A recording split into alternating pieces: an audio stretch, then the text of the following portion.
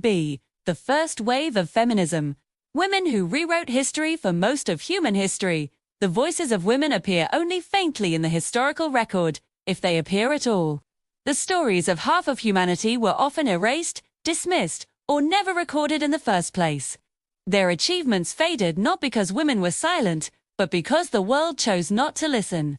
This silence, however, was never accidental. Gender prejudice, one of the oldest forms of discrimination, shaped the way history was written and, more importantly, the way it was remembered. Yet across time and place, countless women resisted this invisibility with remarkable courage. These acts of resistance would eventually lay the groundwork for what we now call the first wave of feminism. Ever wonder if the strict gender roles we know are as old as time itself? You might be surprised. Before we dive into the feminist movements that shaped our modern world, let's take a step back in time. It turns out, the further we look into history, the more fluid and diverse gender appears to be. Over 4,000 years ago, ancient Sumerian texts described priests who were seen as embodying both male and female qualities. In ancient Egypt, the incredible pharaoh Hatshepsut ruled for 2 decades, and she was often depicted with a mix of feminine and masculine symbols of power, like a false beard. Some ancient Hindu texts even described people who didn't fit neatly into male or female categories, and across the Americas, long before we had the vocabulary we do today, many indigenous cultures recognized and honored multiple gender identities. This tells us something crucial. Gender diversity isn't some new invention. It's been part of the human story all along. What's new is our growing awareness of it. Now, let's fast forward to the 17th and 18th centuries in Europe, the Age of Enlightenment. This was a time of revolutionary ideas. Philosophers were passionately talking about natural rights, human liberty, and the foundations of modern democracy. Their words sparked revolutions, toppled monarchies, and shaped the world we live in today. But there was a huge contradiction at the heart of their philosophy. While these thinkers preached about equality for all, they conveniently left out a massive group of people: women. To them, reason was a male trait, and fundamental rights were a privilege reserved for white men. Even as they boldly challenged the authority of kings and the church, they held on tight to the idea of a strict gender hierarchy. This very paradox, this hypocrisy, became the spark that ignited the feminist fire. It was a challenge not just to the laws of the time, but to the very limits of Enlightenment thinking itself.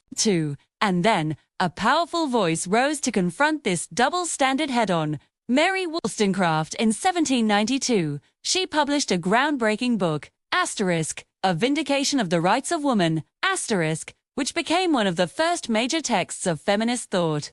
Her argument was simple, yet absolutely revolutionary for its time. She argued that women aren't naturally inferior to men. They only seem that way because they are denied the same opportunities, especially education.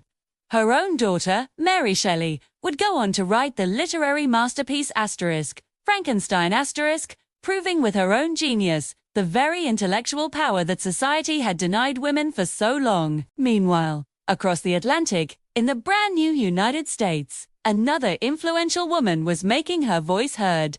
In 1776, Abigail Adams wrote an infamous letter to her husband, John Adams, who was busy helping to draft the laws for the new nation.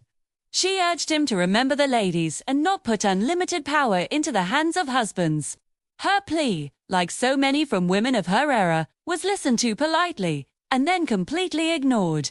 But the seeds of change had been planted. Women were tired of asking politely. They were done waiting for their rights to be handed to them.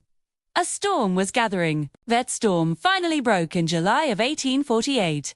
Hundreds of women, and some supportive men, gathered for the Seneca Falls Convention in New York. This wasn't just a small meeting. It was the first ever organized convention for women's rights in America, a historic turning point.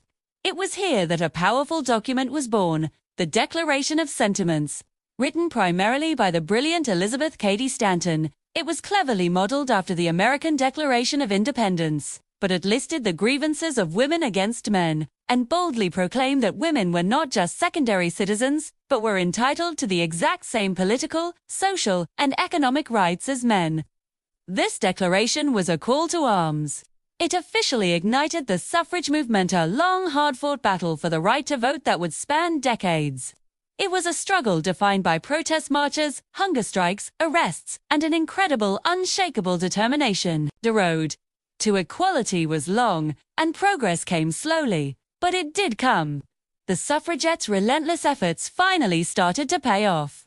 In the United States, the 19th Amendment was ratified in 1920, at last granting many women the constitutional right to vote. 8 years later, in 1928, Britain passed the Representation of the People Act, which gave all women over 21 the same voting rights as men. These were monumental victories, celebrated by millions. But we have to remember, this victory wasn't universal.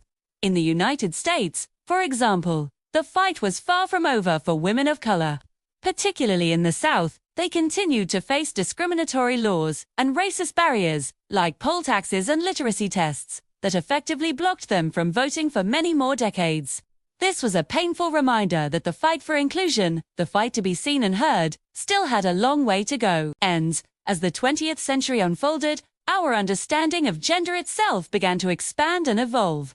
Scholars and activists started to rediscover something that ancient cultures had known all along: that gender has always been far more complex than a simple binary of male and female. This wasn't a new idea, but a rediscovery of lost knowledge. For example, the Navajo people of North America have long honored the Nadli*, individuals sometimes translated as two spirits, who embody both masculine and feminine spirits. The Ojibwe recognized people who lived as a gender different from the one they were assigned at birth. And in South America, the ancient Inca spoke of the *Quariwarmi, androgynous figures who held a special spiritual significance in their society. These examples, and countless others from cultures all around the world, reveal a profound truth. Human identity has always been diverse. It's our language and our social structures that are just now beginning to catch up to this ancient reality. Today, as we create new words and new ways to express and understand gender, we aren't really creating something brand new. In many ways, we are simply reconnecting with a deeper, more complex truth that our history once knew, but was later suppressed, simplified, and forgotten. So, when we look at the struggle for gender equality today, whether it's through modern feminism, the fight for queer rights, or the movement for trans visibility, it's not just about building a better future. It's also about reclaiming the stories of our past. It's about uncovering the histories that were lost, buried, or deliberately erased by those who wanted to enforce a simpler, more rigid world. Every new step forward is built on the courage of countless unnamed people who, in their own ways, resisted the restrictions of their time. They were the original pioneers. As our vocabulary grows, as our imagination expands, and as our understanding deepens, we get a little bit closer to a world that earlier generations could only dream of. A world where everyone is seen, respected, and celebrated for who they are. A world where history finally stops forgetting its own. Thanks so much for watching. If you found this journey through history interesting, please give this video a like and subscribe for more stories that challenge the way we see the world.